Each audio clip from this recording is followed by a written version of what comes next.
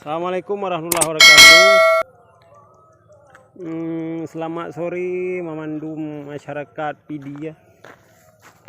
Ini adalah lahan jagung yang berada di Desa Daya Syarif yang karena umur sekitar 8 hari ataupun ini adalah lebih. Ini daerah 9 hari, ini daerah 8 uro. Kaji buh baja ataupun kaji terlakukan pemupukan.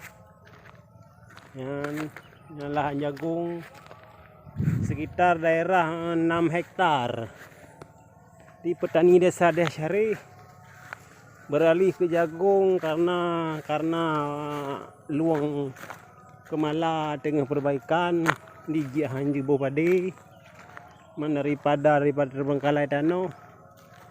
Antusias petani Desa Daya Syarif untuk melakukan penanaman jagung.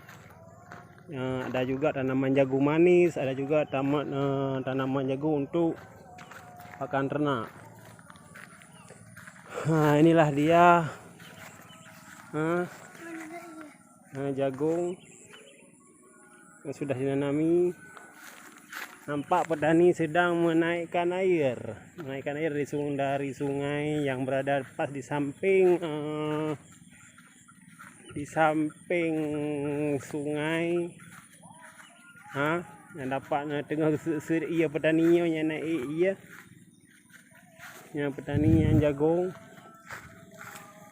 Tadi lo ino selaku orang kamera ingin wawancarai kira petani kadang-kadang pernah gelake alun anak rupa pegah pernah gelake bacu dari pemerintah untuk bantuan mungkin ya untuk bijih apa-apa saja bijih ubat semprot.